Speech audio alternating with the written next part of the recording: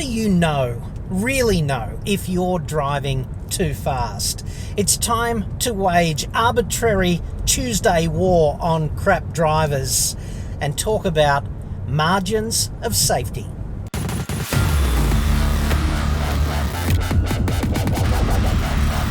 I'm John Cadogan from AutoExpert.com.au, the place where Aussie new car buyers save thousands off their next new cars. Hit me up on the website for that.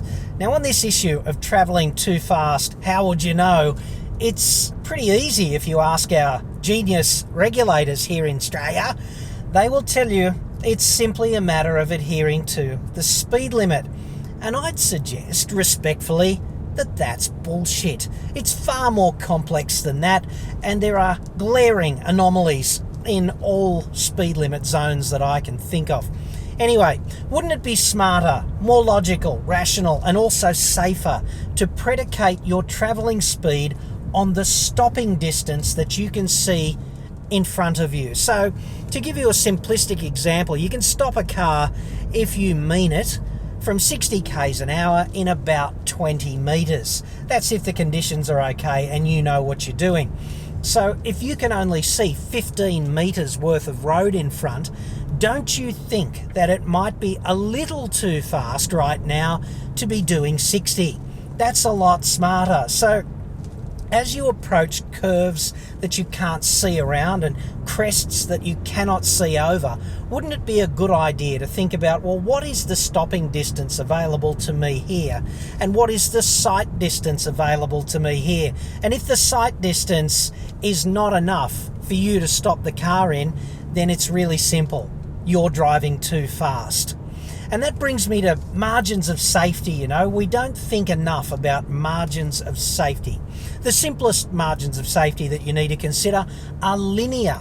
And this is why, of course, so many drivers manage to Liberace the car in front. It's simply because they do not drop back far enough and arrange an adequate margin of safety. Driver in front jams on the brakes. If you don't have that margin of safety, you end up being complicit in their problem, and you end up with your snout jammed into their derriere. And I'd suggest this is never a dignified position in which to find oneself, snout jammed up there in le crack of car in front. Never good. The safety margin thing, though, is not just linear, is it? It's lateral as well. You do have problems that pose themselves to the side and from which you need to insulate yourself.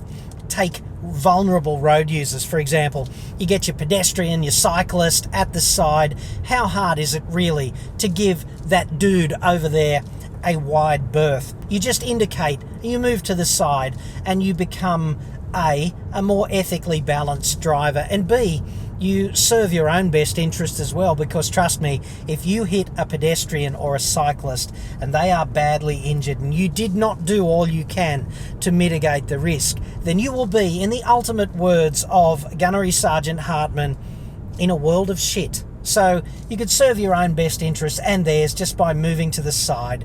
It's the same thing on the highway, right? How often have you seen some poor bastard stopped at the side of the road, perhaps broken down, perhaps being ordered to stop at the behest of some 3-year-old who needs to answer an urgent call of nature? They won't wait, trust me on this. Any of those situations, if you're the one approaching at speed, how hard is it to move to the next lane or just move closer to the centre and give that person who is stopped and vulnerable a wide berth and greater safety for all concerned? Not very hard.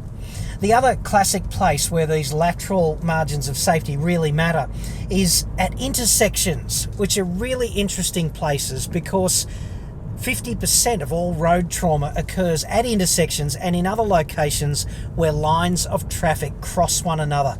And it's not because of a defect in the rules. It's because some half-wit breaks the rules, crashes a stop sign, doesn't stop for a red light, whatever.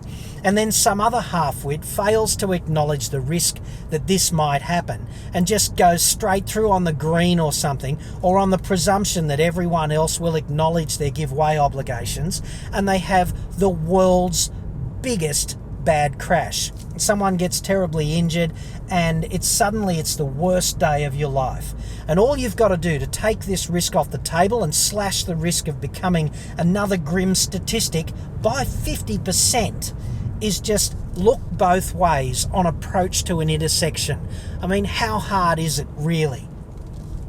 The next thing you've got to acknowledge, if we're talking margins of safety, are the grip-based margins of safety.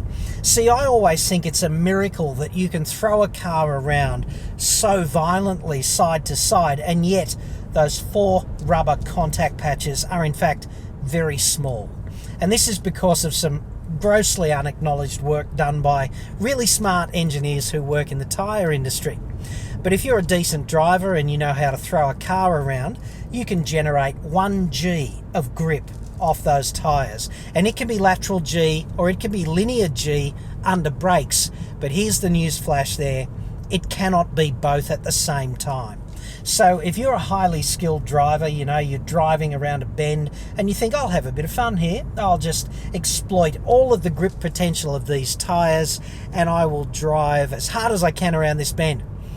If all of a sudden you need to brake, then newsflash, you will not be able to, because you can't have 1 G this way laterally going around a corner and 1 G this way under brakes, because physics will simply not allow that to occur.